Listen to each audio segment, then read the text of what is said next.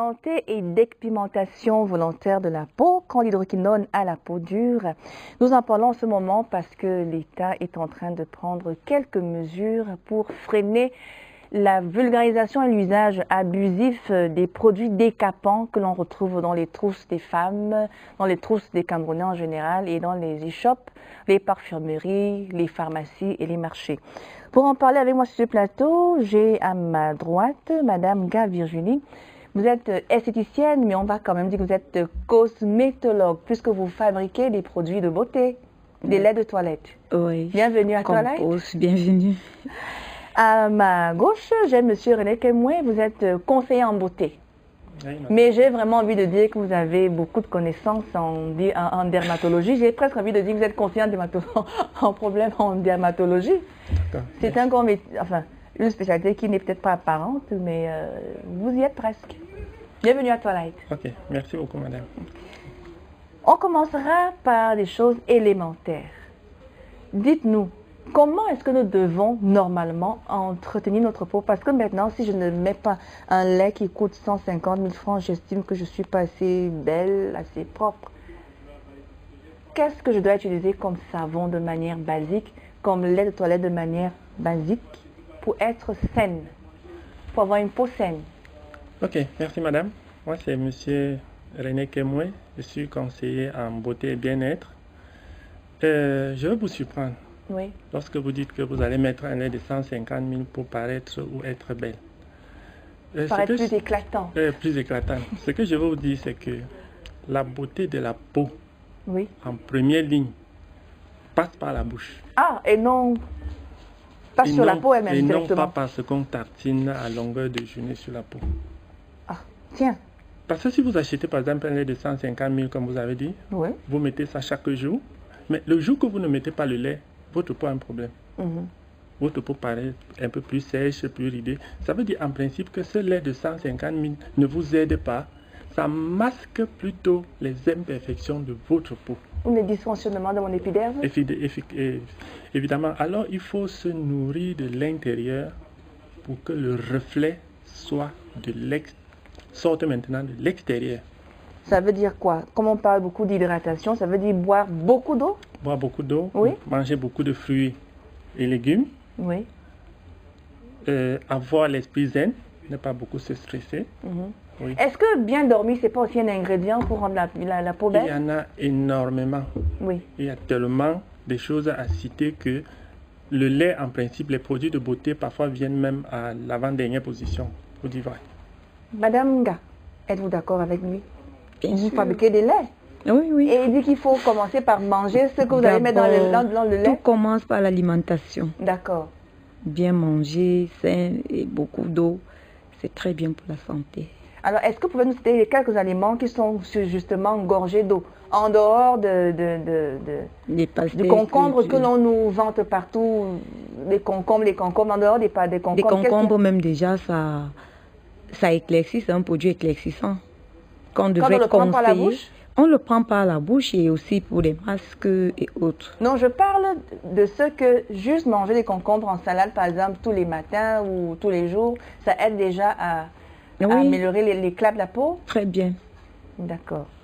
Alors, en dehors de ces gestes simples, vous avez dit boire de l'eau. Et en termes de savon, alors? En termes de savon, lorsque je parlais tout à l'heure déjà de boire de l'eau, vous allez voir, la peau a 3 parties. D'accord. L'épiderme, le derme et l'hypoderme. Maintenant, si je prends l'épiderme, la partie la plus superficielle, elle est à peu près constituée comme un mur de briques. D'accord. Où les briques sont gorgées d'eau. Et les ciments qui se trouvent tout autour sont comme de l'huile. De l'huile emprisonne de l'eau dans ces briques-là. D'accord. Ce qui fait que lorsque vous consommez beaucoup d'eau, vous mangez beaucoup des aliments qui contiennent beaucoup d'eau, il y a une bonne partie qui est départagée pour se retrouver dans ces briques. Il y a également de l'eau qui sert à irriguer le cerveau.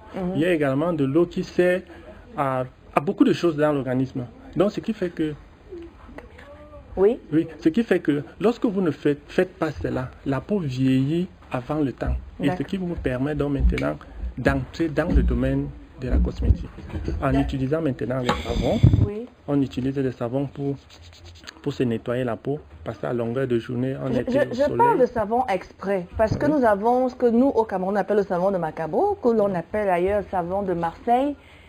Le savon qu'un être humain, enfant, adulte, vieillard, femme, devrait utiliser a un pH neutre. Qu'est-ce que vous entendez par là? Le savon de Macabo, il est bon pour nous ou pas? Ou bien il faut un savon qui coûte aussi, par exemple, 20 000 francs, non, pas qui forcément. a beaucoup de compositions chimiques. Non, pas forcément. Un savon de Macabo, comme vous dites, a un pH qui est proche de celle de la peau. C'est juste de l'huile rouge avec de la soude, c'est ça? C'est de l'huile avec de la soude qu'on fabrique le savon. Mais vous ne devez pas utiliser un savon où le taux de soude a dépassé un certain niveau. Parce que le film hydrolipidique, la peau, celle que je suis en train de toucher, contient de l'eau et de l'huile. Oui. Or, si vous utilisez un savon, généralement le savon sert à laver de l'huile. Si vous utilisez un savon qui est trop fort, vous allez laver cette huile et vous allez irriter votre peau. Ce qui fait que votre peau sera en manque d'huile. Et si la peau est en manque d'huile, votre peau sera toujours déshydratée. C'est pour ça qu'à un certain moment donné, vous allez voir, on a trop de problèmes de peau sèche ici dehors. Ici dehors. Tellement.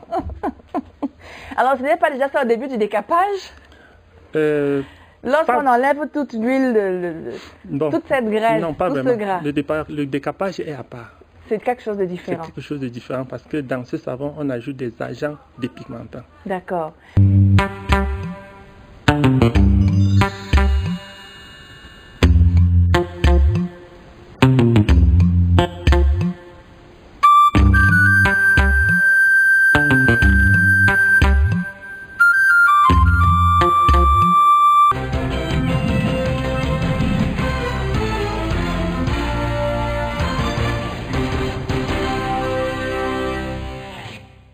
La session d'information en langue française, nous avons légèrement entamé la question du décapage, de l'éclaircissement de la peau, du blanchiment de la peau.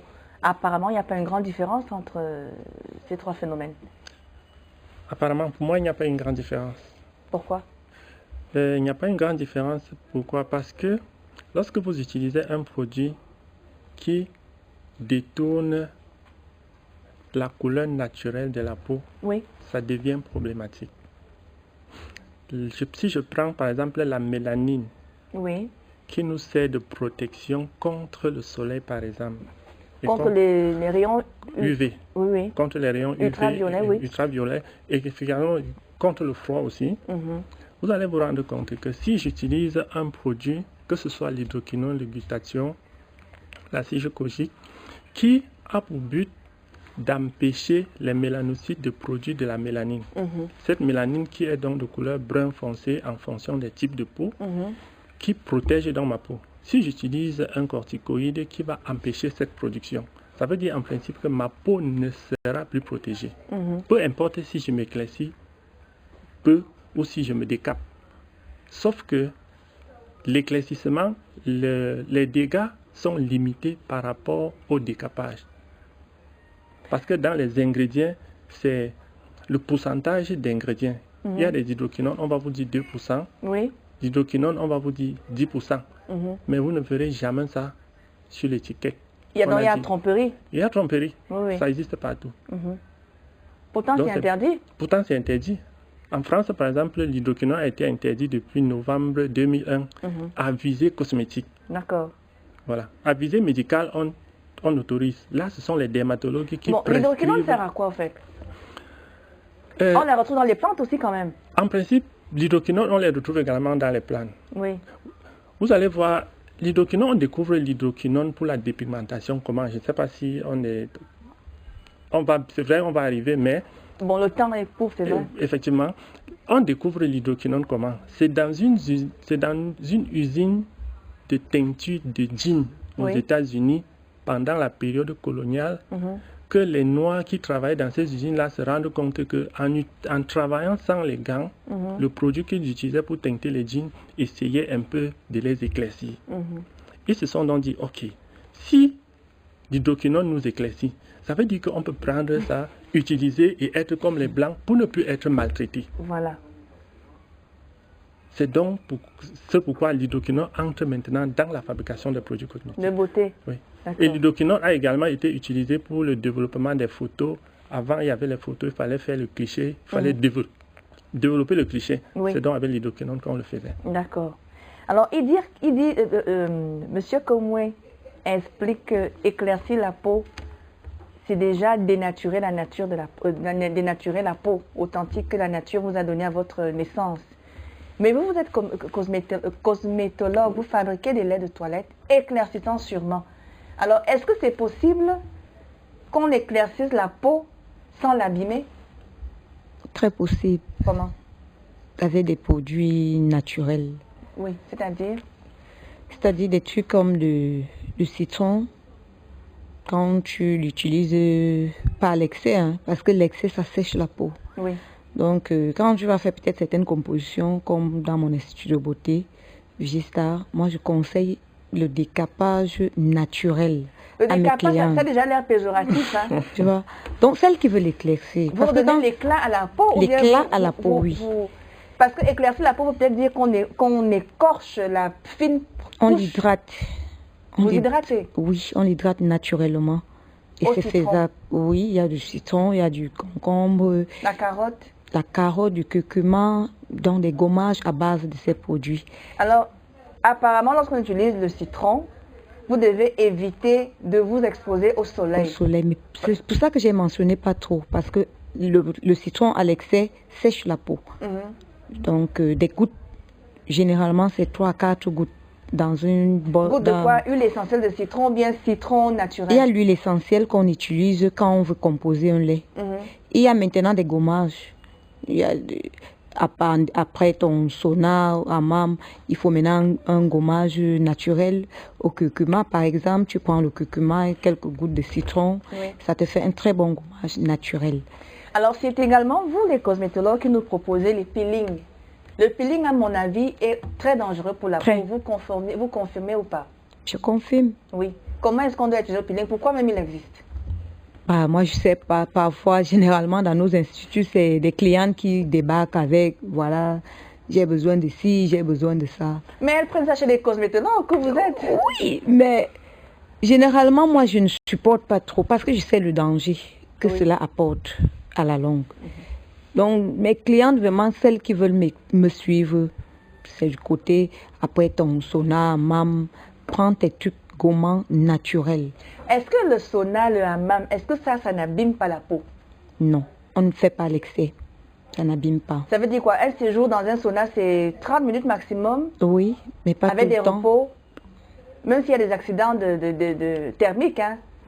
Là, je ne sais pas pour les accidents, mais généralement, c'est au trop une fois par mois.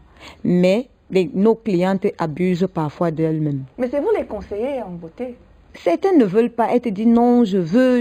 On ne peut pas refuser l'argent. Parfois, quand tu vas dire une fois par mois, elle va te dire non, moi je veux faire 2 fois.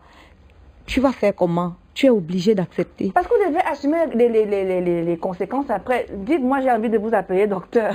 Il y a même certaines qui vont jusqu'à vouloir le faire toutes les semaines, donc 4 fois par mois, et c'est très dangereux. Mais ça fatigue la peau. Ça fatigue la peau. Alors, on a vu tout à l'heure sur les images comment est-ce que la peau des femmes est abîmée. Dites-nous, comment est-ce qu'on arrive à ce stade où un visage a 1000 couleurs, il y a des endroits qui sont brûlés, c'est l'extrême sensibilité. Dites-nous, qu'est-ce qui provoque que nous voyons à l'antenne? Qu'est-ce qui arrive? Ça, c'est un mélange d'hydroquinone à d'autres produits très, très dangereux, très fort. C'est ça qui donne ça. C'est une forme de dyschromie associée à une ochronose exogène, comme vous voyez. Est-ce que vous parlez en français facile? Pour dire en fait, le terme que l'on utilise dans le quartier, c'est un visage brûlé. Brûlé. C'est-à-dire, ce sont des femmes qui vont dans des parfumeries, demandent, je veux un lait éclaircissant. Oui. Ma peau n'était pas comme ça avant. Je veux un lait pour m'éclaircir un peu. Alors, elle-même d'abord qui demande un produit éclaircissant ne connaît pas pourquoi sa peau est devenue terne. De deux, la personne même qui lui donne le produit ne connaît pas en principe même les réelles compositions de ce que lui il prend pour donner. Alors parfois à la maison j'utilise l'eau de Javel, ils font des compositions insolites à la maison comme quoi? Voilà. Comme l'eau de Javel, le savon, c'est ça qui donne le cloques là. L'eau de Javel, de l'eau oxygénée, Bon, je de la soude, ne on vais pas vous mélange. proposer de citer les composants de peur, d'inciter les gens Certaines à iront essayer. essayer, Oui, je certainement. voudrais qu'on revienne à la source de ce phénomène qui prend de l'ampleur. On voit des mamans de 30 ans qui, elles, ont des peaux qu'elles trouvent belles, supérieures, des peaux claires, couleur caramel, et qui, parce que leur partenaire ou alors la force de la génétique leur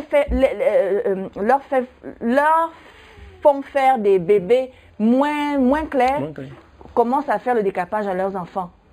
Alors, ma question, c'est qu'est-ce qui nous pousse, nous les Africaines, que ce soit les Africaines du continent africain ou dans les Caraïbes ou en Amérique du Nord, Haïti, États-Unis d'Amérique, qu'est-ce qui peut expliquer que la femme noire et l'homme noir déjà aujourd'hui fassent le déni de l'authenticité de leur couleur?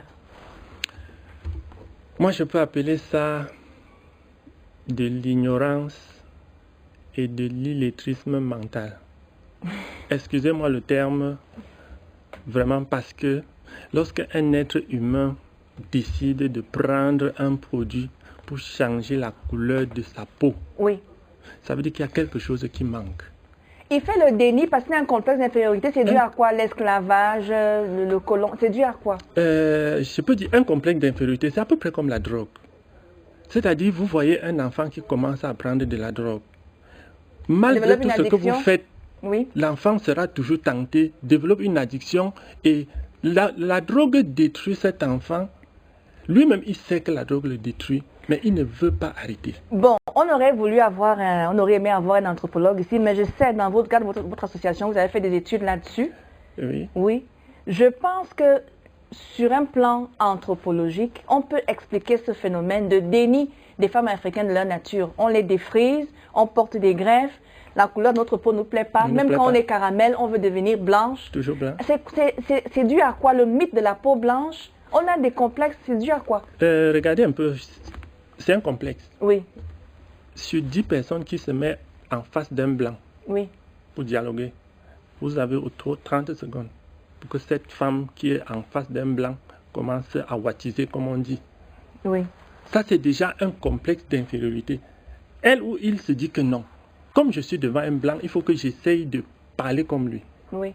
Pour lui ressembler. De lui ressembler. Parce que le blanc est plus valeureux. Plus valeureux, c'est ce que beaucoup disent. C'est ce qui fait que généralement, même en cosmétique, on a toujours tendance à croire que c'est en ayant la couleur du blanc, en parlant sa langue comme lui. En parlant sa langue et en wattisant comme lui, c'est-à-dire en prononçant presque les mêmes termes que lui, qu'on est quelqu'un. Vous avez pris un exemple tantôt. Je crois que ça rejoint l'expérience des années 50 où, dans une usine, la peur d'être traité comme un esclave a poussé les travailleuses à commencer à se décaper. À se décaper. Pour ressembler au blanc. Oui. Et pour ne pas être maltraité.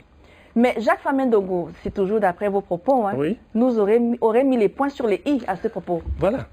Je parle du livre de Jacques Famin Ndongo. Pourquoi? Parce qu'une étude des psychologues américains ont cherché à savoir pourquoi les femmes noires et les Indiens de teint sombre essayaient toujours de se décaper la peau. Est-ce que c'était pour plaire aux hommes? En faisant donc une étude, on s'est rendu compte que non. Les hommes n'aiment pas forcément la femme par rapport à la couleur de la peau, mais par rapport à la forme de la femme. D'accord. Ce qui fait ce qu'on appelle la redondité dans ce que le professeur Jacques Famin Ndongo a cité, l'aspect de ce qui est rond.